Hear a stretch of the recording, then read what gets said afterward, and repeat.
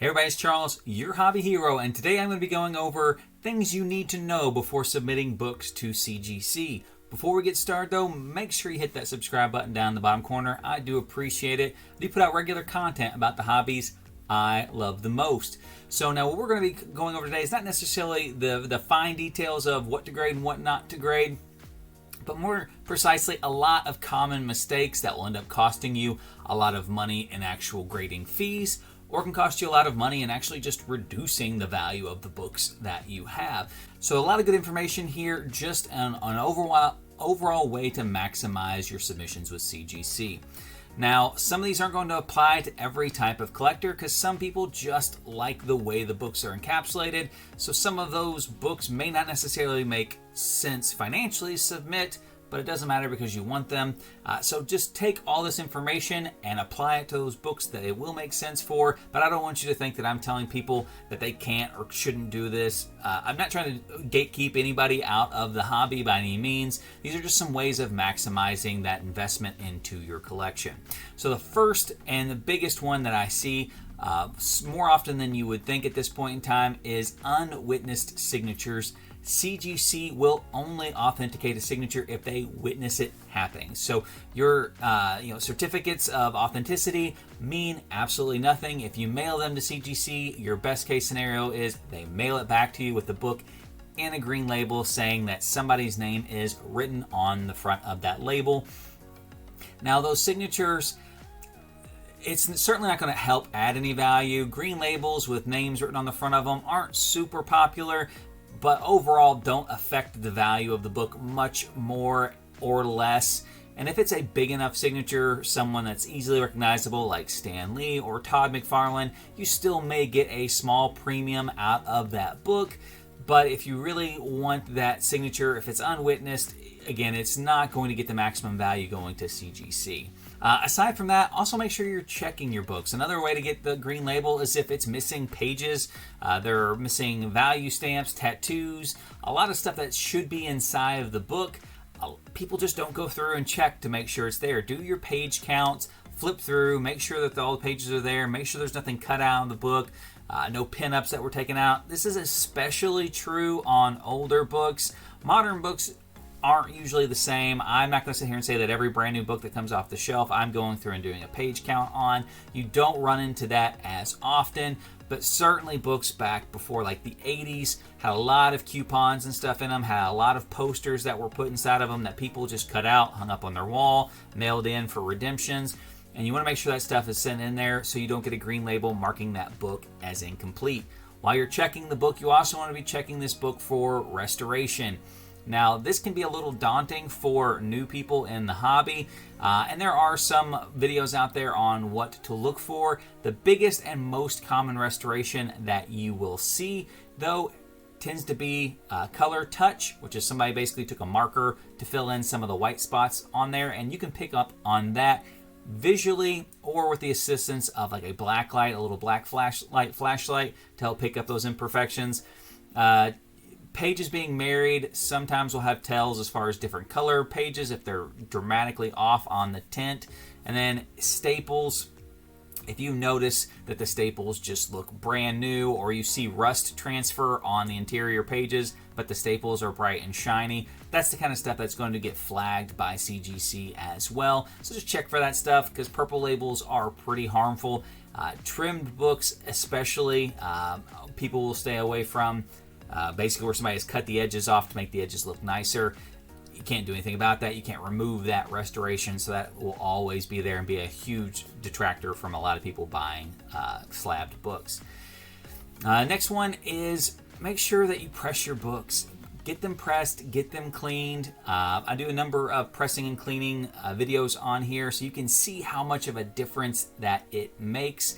I mean, I've seen books go from as low as 6.0s to like 9.4s, and the price and value difference, not to mention just it presents, even if it's just for your personal collection and you're not worried about the grade, everybody wants something that presents nicely up there. And if you had the opportunity to have something that looks better or something that looks worse for the same amount of money basically that you're putting into it, you just leave a lot of time and energy on the table if you're not using those services. If you don't want to invest the time in doing it yourself, there are plenty of options for people out there that will do it for a nominal fee for what it can add to the overall eye appeal and the overall value of the books.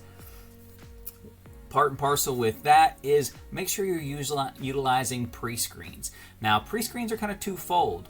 One, it's going to prevent you from having books graded less than what you thought they should grade at. So let's say you missed some damage on a brand new modern book and it comes back and it's in a 9.0 slab now. You've spent the full grading cost on that book and it's got something inside of it that honestly could have easily been pressed if it had been caught to be submitted and possibly be a 9.8 candidate. So it does save those costs on situations like that. But on pre-screens also, if you weren't aware of this, CGC does not charge you for the submission until it actually goes to grading because they don't know what the final grading fees would be. So if I send a whole lot of books in there and they are not pre-screened, the day that they are checked in and scanned by CGC, which may be 6 months before my books are actually graded, is the day I will get charged for those books. On the other side of that, if they are set for a pre-screen, they do not charge until the books have actually gone to grading because they don't know which ones to charge you the reject fee on and which ones to actually charge you the full grading fee on. Now, they do say on their site that it adds an additional turnaround time if you add the pre-screen. I have had submissions that were submitted at the exact same time with pre-screen and without pre-screen, where the pre-screen one actually finished up before the other one. So I don't know how much it actually impacts the turnaround time, but having access to those funds for a full 6 months is pretty handy if you're trying to do this as a business venture. If you're not, and it's easier to manage the funds, to have them go out exactly when they go out, just keep that in mind that pre-screen won't charge until it actually goes to grading.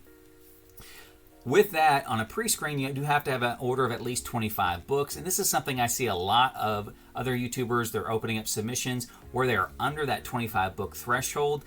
This really adds a lot of cost to your overall submissions because CGC will always group things in 25. 25 is kind of that magical number. If you submit 26 books, which is something that you need to be careful of, you're going to have 2 separate submissions, and those are going to ship back separately. They as soon as they scan them in, they cap out those submissions at 25 books, regardless of how many get graded, how many of them get rejected, etc. So you need to keep that in mind that the CGC is going to grade in 25 lot submissions, but you want to maximize those 25 lot submissions. It's going to save you on shipping cost because you're averaging it over 25 books when you submit it, and it's going to save you on shipping cost when you get them back because it's going to be averaged over 25 books whenever you get them back.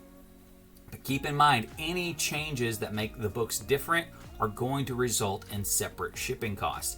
That includes new shipping or custom shipping label, or not custom shipping labels. That includes the custom labels. So if you get like a Spider-Man label on one of the books, that book is going to get sent somewhere else to get encapsulated, and it's going to ship back all alone. So that one book is going to have its own separate shipping as it gets separated from there. If you separate modern tier with economy tier with standard tier, each one of those tiers is going to ship back separately.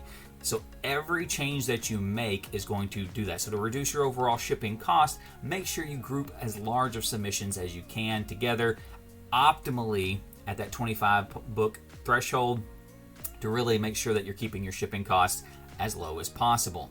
And then the last one, and this is not going to apply to everybody because like I said, some people aren't grading for the value. Not all books are worth grading value-wise, and in some instances can actually reduce the value of the book.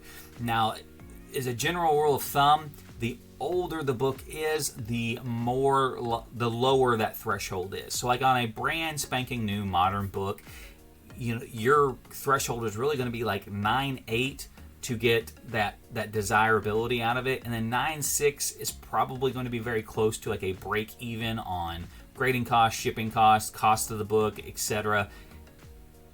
In very rare circumstances, that may not be the case. Like if it's a very hard to find copy of a book in that 9.8 due to the cover or the shipping circumstances, etc., there may be some exception, but generally speaking, 9.6 is kind of the break even, and then 9.8 is kind of where you want to be at. Anything below that, almost every time you'll be out money, or at least very small margins to where it's not really profitable to be waiting on that book. Now you go older than that, and you can get into those 9s and up. So like your Copper Age books, a lot of times that threshold is like 9 and up, minus your big grails, and then the further you go back. But not all books benefit from it. A lot of times you need to look at the condition of the book that you have, estimate what you think that grade will be, and then honestly, just to be on the conservative side, probably look at a grade or 2 lower, just in case you get that really strict grader, to see if it would still be worth time.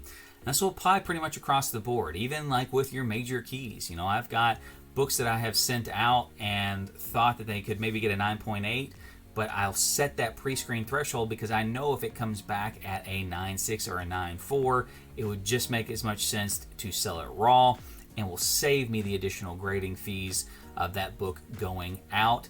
So yeah, those are really the big tips. If you can do this, it will help maximize your return. It'll help reduce the overall cost that you're investing in grading your books. And in general, it would really just help you from making those big mistakes of getting those green labels or those purple labels, which can really, really hurt the overall value of your books. If you've got any other questions, let me know in the comment section below. But until next time, guys, Hobby Hero out.